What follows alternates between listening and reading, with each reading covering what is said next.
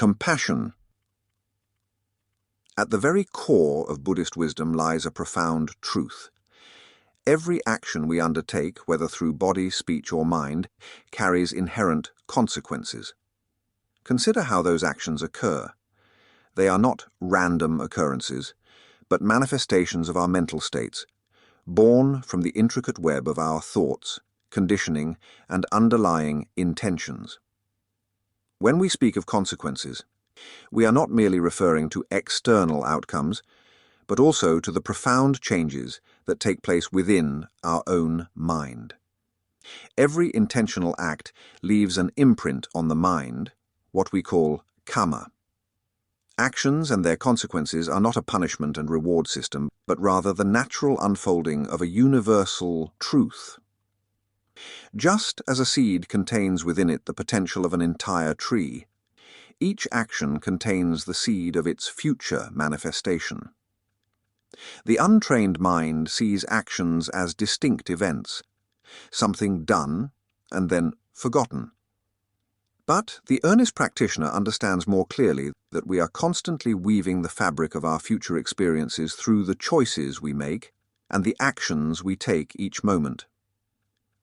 The results of our desires, our habitual tendencies, and our motivations are what determine our mental and emotional outlook going forward. For instance, take a moment of anger. It is not just a fleeting emotional state, but conduct that produces moral consequences. In that moment of anger, we literally manufacture suffering, for others surely, but primarily for ourselves. The mind becomes constricted and imprisoned by its own careless actions. Each angry moment builds momentum, creating emotional habits that become increasingly more difficult to break. Conversely, moments of mindful awareness and compassionate response also produce karmic effects. They open the heart, create possibilities, and allow for positive kinds of experience to gain momentum. This is why the Buddha emphasized the value of mindfulness, not as just a meditation technique, but moreover as a fundamental approach to living. To be mindfully aware is to be free from the incessant proliferations of the mind, and free from the bonds of habitual reactions. Mindfulness stands as a witness to our own present moment responses, allowing us to see clearly the arising and passing of mental states without becoming entangled in them. The quality of our mental responses to what we experience is very important. When we encounter challenging circumstances, we have a choice. We can react with unskillful intentions that perpetuate suffering, or we can respond with mindful awareness that transforms difficulty into an opportunity for growth. This is the essence of personal responsibility on the Buddhist path. Particularly crucial is how the mind processes the effects of our actions, especially in moments when we recognize that we have acted badly. Harmful actions create a subtle but profound imprint upon the heart of the wrongdoer. The heart's inner reaction may include feelings of regret, remorse, shame, or even guilt. To understand how to make spiritual progress through reflecting wisely on our misconduct, we must distinguish carefully between feelings like remorse or regret and feelings of guilt, for the two are quite different. Remorse can be an honest acknowledgement of personal responsibility that serves as a catalyst for improvement. It allows us to see our actions truthfully and to make the determination to learn a lesson so as to improve the quality of our future conduct.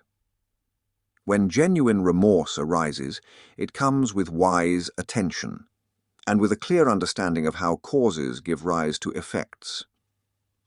The transgressor reflects, those words I spoke, they came from anger and caused harm. This is the result of not guarding my mind. This kind of honest reflection is valuable because it leads to real understanding and a sincere determination to change. Guilt by contrast, is a toxic mental state that obstructs genuine spiritual development. It is a form of self-indulgence that keeps us trapped in past actions and prevents us from moving forward with wisdom and compassion. When we do something wrong, say we speak harshly to someone or act in ways that cause harm, the mind tends to get caught up in an endless cycle of replaying that event. Trying to remedy harm done in the past, we think, if only I hadn't said that, or why can't I be a better person? But you must understand that this kind of anguished thinking, this guilt that keeps gnawing away at the mind, is just another form of attachment, an attachment to failure. The past is gone.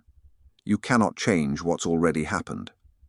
So why does the mind insist on dragging around this heavy burden of self-contempt? The truth is, guilt is rooted in self-contempt, in this idea of I am bad or I am wrong.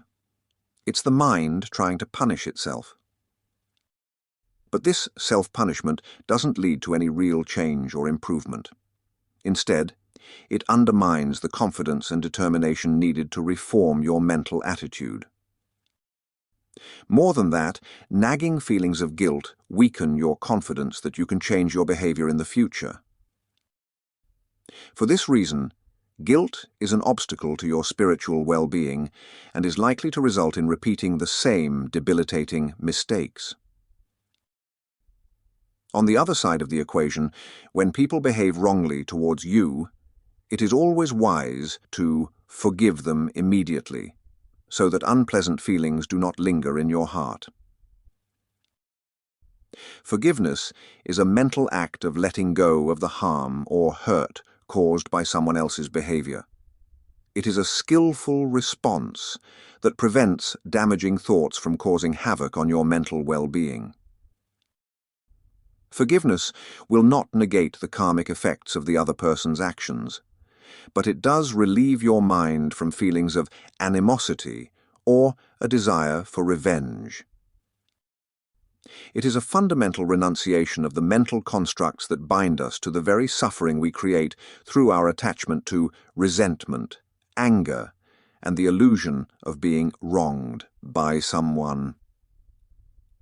When we truly understand the nature of forgiveness, we recognize it as an act of giving up, because forgiveness requires us to release our grip on past hurts. It is not about saying what happened was right or wrong, but about freeing ourselves from anger and pain. Consider how the mind typically operates. When we feel wronged, we cling to that idea and hold on to the resentment, believing that by maintaining self-righteous resentment, we are somehow protecting ourselves by counteracting some perceived injustice. But, in reality, we are only trapping ourselves, allowing the action that offended us to continue causing suffering long after the initial event. Forgiveness, then, is a form of wise attention. It's a deliberate turning of the mind away from indignation and towards understanding. When we forgive, we begin to see the underlying conditions that gave rise to hurtful actions. We recognize that every being is caught in their own web of suffering, which is conditioned by their experiences, their fears, and their misperceptions. This does not mean we become passive and simply accept harmful behavior. Rather, forgiveness is an active process of cultivating compassion for everyone involved. It is about creating an openness in the mind that allows us to respond with clarity rather than react with reflex emotions. By learning to observe thoughts without becoming entangled in them, forgiveness encourages us to observe our pain without being consumed by it. Forgiveness is a moment-by-moment practice of letting go, seeing clearly, and understanding the impermanent nature of all experiences. Ultimately, forgiveness is an expression of inner freedom. It develops the ability to move through life with equanimity, unbound by the chains of past wounds. It is a profound act of self-awareness where we choose peace over perpetual struggle, understanding over judgment, and compassion over resentment. Ultimately, true forgiveness is not so much something we do, but rather something that naturally arises when we develop sufficient wisdom and compassion. It is the fruit of a practice that sees deeply into the nature of suffering and its causes, and recognizes our fundamental kinship with all living beings. Remorse, forgiveness, and guilt arise in the mind only after we've committed an unwholesome action, which means that the mind is always playing catch-up, trying to minimize the damage. Far more valuable for progress on the path are qualities that arise before harmful actions even occur, and serve to prevent the mind from acting badly in the first place. The Buddha referred to these skillful mental qualities as hiri and ottappa. Hiri and ottappa are voices of conscience that arise just prior to such actions taking place. They act like two wise friends who whisper warnings to us about the dangers that lie ahead if we proceed with unskillful behavior. These two words have a subtle distinction. They are two aspects of the moral sense of right and wrong. Although hiri and ottappa are united in their effort to protect the mind from moral defilements, they differ in their respective characteristics and modes of operation. Hiri exhibits an internal focus and arises out of self-respect. Ottappa has an external focus and arises out of respect for others. Both imply an awareness of the suffering that will result if we engage in immoral conduct. These two qualities work together, but from different angles. Think of it like this. When you're about to do something immoral, hiri is that voice inside that says, "I'm better than this. Acting so poorly is beneath my dignity." Whereas, ottappa is the voice that says, "What about how my behavior will affect others? Do you really want to suffer the consequences of this improper conduct?" The difference between hiri and ottappa can be illustrated using the simile of an iron rod, where one end of the rod is smeared with feces and the other end is heated until it is red hot. A wise person would neither grasp the filthy end out of a feeling of disgust, nor grasp the red-hot end for fear of being burned. To overcome evil, we need the power and quickness of a true moral reflex to help us fight against the cunning and deceit of our mental defilements. Hiri and ottappa can sense when we are about to do, say, or even think something harmful, sometimes even before our mindfulness becomes aware of the danger. Thus, they are an effective early warning system. The unerring information they provide us about right and wrong is necessary for speaking and acting without causing harm. Abandoning evil is virtually impossible without them. By cultivating hiri and ottappa within ourselves, we not only accelerate our own progress along the path to freedom from suffering, but also do our part to safeguard the world and the people around us. The Buddha called these two qualities the guardians of the world, and with good reason. When people lose touch with hiri and ottappa, society starts to break down. You can see the effects of this negligence all around us today. But when people's hearts are fortified by these qualities, they naturally protect both them and others from harmful consequences. One advantage of hiri and ottappa is that they can be developed. Each time we pause before an unwholesome action, each time we listen to that inner voice of conscience, we strengthen these qualities. Thus, they become quicker, more refined, and more reliable. In the end, these two qualities are essential companions on the path to enlightenment. They act like the brakes on a car. Without them, we can't travel safely. They protect us from creating the causes of future suffering, and they help ensure that our journey toward enlightenment stays firmly on course. In its most comprehensive sense, the path to freedom is more than just developing calm and insight. It also entails cultivating those fundamental moral qualities that protect us from harm and guide us toward what is virtuous. When we understand this deeply, we naturally want to strengthen these noble qualities within ourselves. Consider carefully what makes someone worthy of attaining enlightenment. It's not scholarly knowledge or expertise in meditation alone, but rather the cultivation of noble qualities that transform the very essence of a person's character. These qualities, what the Buddha called paramis or perfections of virtue, are like pillars of virtue that maintain the integrity of the Buddha's noble path. These 10 paramis are generosity, moral virtue, renunciation, wisdom, effort, resolve, patience, truthfulness, loving-kindness, and equanimity. Each one is essential, and each one requires patient development. When we cultivate these perfections with sincere effort, our character develops the qualities necessary for true spiritual progress.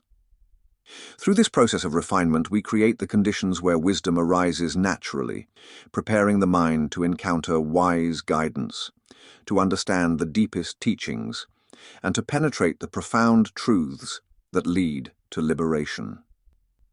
With patience and perseverance, we allow our practice to gradually mature until the heart is ripe for enlightenment. It's quite interesting that compassion isn't listed among the 10 paramis, but there's wisdom in this omission. True compassion, not the ordinary kind of pity we feel, but the profound understanding of others' suffering, naturally arises only when we've gained enough freedom from our own suffering to be able to look back on those who are still hopelessly trapped in a world of pain and delusion.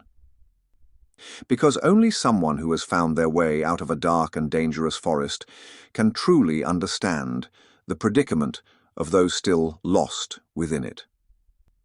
When we practice diligently and correctly, the mental defilements start to loosen their grip, and we experience a profound shift in our understanding. We begin to see clearly how our own wrong thinking has caused so much unnecessary suffering. And with this insight comes a natural, spontaneous compassion for others still caught in the same trap.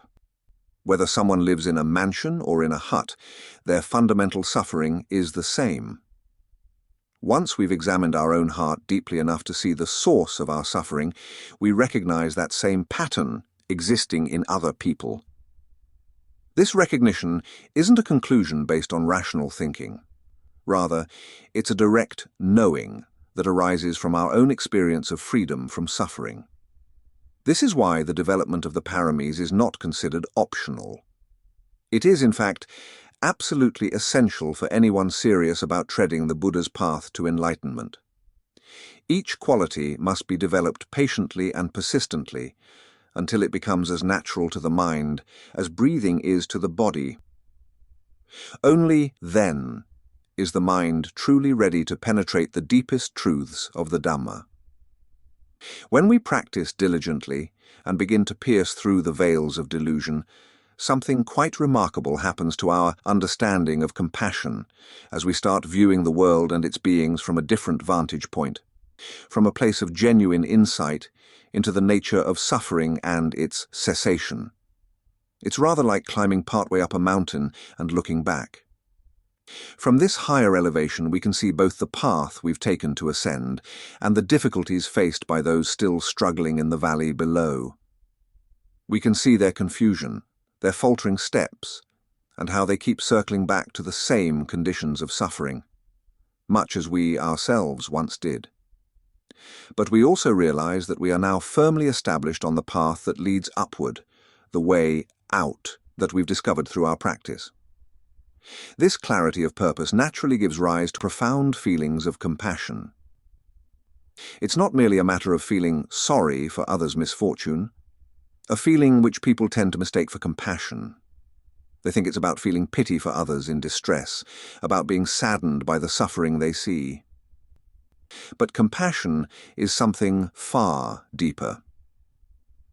When we truly understand the way out of suffering through our own direct experience, when we've perceived even a glimpse of that freedom, our compassion takes on an entirely new dimension. True compassion, the kind the Lord Buddha demonstrated to the world, arises from the marriage of two seemingly opposite experiences. It is a merging of the heart-wrenching recognition of the depth of people's suffering, what the Buddha call Sangha, with the profound joy of knowing that there actually is a path that leads directly to freedom from pain and sorrow. It's like finding a reliable map that shows you the way to escape from a densely overgrown jungle. Once you've made the trek to freedom, you feel deep dismay for those still lost in the thicket you left behind.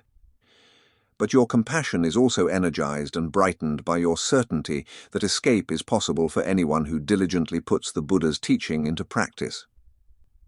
This combination of dismay and joy transforms what might otherwise be a merely emotional response into a state of mind that is serenely detached and far more potent in its ability to shine a light of promise on the path for others to follow. This ultimate level of compassion naturally comes with profound equanimity.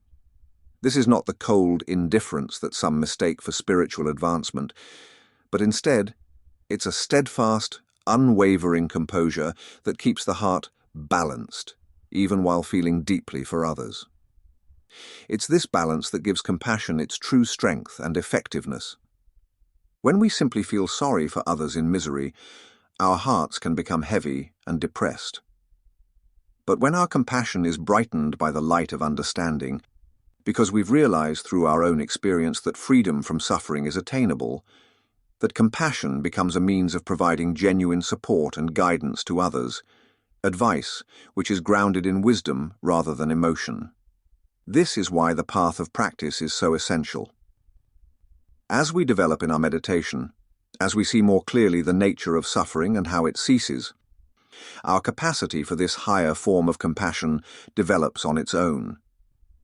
It's not something we need to force or fabricate. Rather, it emerges naturally as our understanding deepens and our heart opens to both the reality of suffering and the real possibility of its transcendence. This mature form of compassion has immense power to help living beings in need. It's not that we are trying to save all mankind, but we can point the way to those seekers who choose to listen to our guidance and speak to them with the authority of one who has actually walked that path. This is the essence of true compassion as taught by the Lord Buddha. Compassion that combines deep feeling with clear seeing, warm-heartedness with insightful wisdom, and whole-hearted engagement with sublime equanimity.